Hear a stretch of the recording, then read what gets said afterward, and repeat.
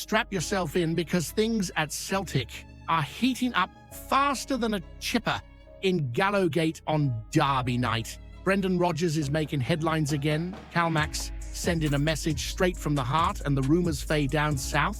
Oh, you'll want to stick around for that one. It's massive. Stay right till the end. We have 6 news a day to keep you updated with the mighty Celtic. Hit that subscribe button and be part of it. Here we go again, eh?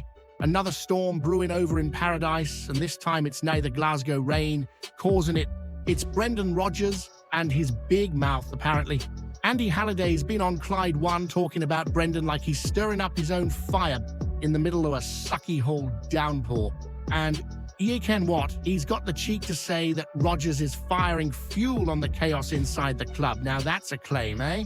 Let's be honest, when Brendan dropped that wee Honda Civic comment, the whole of Glasgow nearly choked on their tea. I mean, come on, if Celtic's a Honda Civic, then what's Dundee? A rusty shopping trolley rolling down Buchanan Street. Halliday tried to spin it as if Brendan's comments are making things worse between the players, the board, and us, the faithful fan. But maybe, just maybe, Brendan's just saying what we've all been thinking. The board's sitting on more cash than a sucky hole bookie on Derby Day, and yet somehow we've ended up short on the park. Halliday reckons Brendan won't walk away before the season ends, but he also says he can't see him sticking around by June. And that's where the real worry creeps in, isn't it? Because love him or hate him, Brendan's still the gaffer, the man that's supposed to guide us back to the top, even when the wind's blowing hard and the Blues are yapping about their glorious rebuilds. Honestly, I'd rather rebuild a shed in a storm than watch them lot try to string 3 passes together. But here's the thing, mate. Maybe Rodgers' frustration is justified. Maybe the board needs a boot to wake them up. Maybe the players need a wee reality check. Because at Celtic, you didn't just play for a wage. You play for pride, passion, and the green and white hoops that mean something far deeper than a number on a payslip. So Halliday can yap all he wants, but unless he's got the guts to walk out at Paradise in front of 60,000 and deliver under pressure, maybe he should keep his Civic chat to himself. Now, let me ask you this, and I want you to be honest, right? Do you think Brendan Rodgers is still the right man to lead Celtic forward? Or has his time in paradise finally run out? Hit that subscribe button, lads. Let's guy it, lordy, till we hit 1,500 mad Celtic dafts. Listen to this, mate. Things are getting heated in paradise, and Calmac's name messing about. This time, after that brutal loss to Dundee, the skipper's come out swinging, looking every bit the leader we can he is. And let's be honest, that game at Dens Park, it was pure torture to watch. 80% possession in the first half, and still nae clue what to do with the ball. It was like watching somebody try to drive a bus with a handbrake on. When Dundee got their goal, you could practically hear every Celtic fan groaning across Glasgow. The reaction was flat, slow, and just wrong. But that's where Calmac steps in. He's nae hiding, nae throwing anybody under the bus. He's standing tall and taking the heat on his shoulders like a proper captain should. He said it himself, that kind of performance can't happen at a club like Celtic. And he's right. This is nae some mid-table side scraping by. This is the pride of Scotland we're talking about. But here's the bit that got me, right? Calmac says there's still 30 games to go, and he's absolutely spot on. It's early doors yet, and if anyone can pull this squad together, it's him. He knows what it means to wear that badge, to hear the roar of paradise, to feel the pressure when the green and white armies expecting blood, sweat, and 3 points. And ye can tell the frustration's eating him up. He said himself, "Nobody's as frustrated as me." That's nae a line for the papers. That's a man bleeding for the club. He knows how angry folk were after Dens Park. The boos, the banners, the looks, it all hurts, but he's challenging every single player to fight, to dig deep, to show what it means to play for Celtic, because that's what champions do. Now, with Sturm Graz coming to Parkhead and hearts breathing down our necks, the next few days are massive.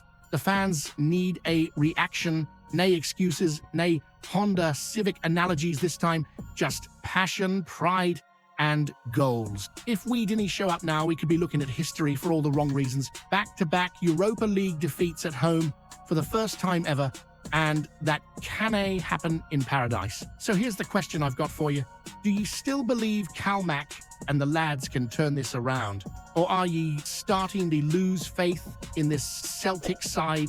Hit that subscribe button, lads. Let's guy it loudly till we hit 1,500 mad Celtic dafts. Finally, some clarity fade down south, eh? After days of whispers and rumours floating about like midges in a summer night, it's official. Brendan Rodgers, is he going anywhere? Nottingham Forest have slammed the door shut on all that nonsense, appointing Sean Dyche instead. So, all that talk about Rodgers swapping paradise for the City ground, absolute pish. The gaffers staying put. And thank the heavens for that, because this week's far too important for distractions like that. It's mad though, isn't it? Forest sack Ange Postecoglou after just 39 days, nay even long enough to learn where the tea bags are kept. And straight away, the media starts stirring. Linkin, Brendan, tay the job. Classic, eh? They can't go 5 minutes without dragging Celtic into their drama. But you've got to laugh. Ange barely got his parking space painted before getting the boot, and the English press thought Rodgers would leap at the chance to follow him? No, mate. Rodgers has unfinished business here. And even Celtic legend, Chris Sutton said it plain as day, Rodgers will be here till the end of the season. Sutton knows the man. He knows the mindset. Whatever's happening behind the scenes, the board tension, the transfer chat, the Honda Civic patter, Rodgers is nay the type to walk away mid-fight. Love him or question him, he's here to steady the ship and get us back on track. Now that Sean Dyche has signed on with Forest until 2027, the road's clear for Rodgers to focus entirely on what matters: Celtic. No more clickbait headlines, no more speculation, just football. And with Sturmgras coming to Parkhead and Hearts lurking at Tynecastle after that, there's no room for noise or nerves. The gaffers got to rally the lads, get the fire back in their bellies, and remind every critic in Scotland why we're still the team to beat. Still, I've got to say, part of me finds it funny. The English clubs love nicking our best, players, coaches, ideas, but when things go sideways, they look back north, hoping we'll clean up their mess again. Not this time.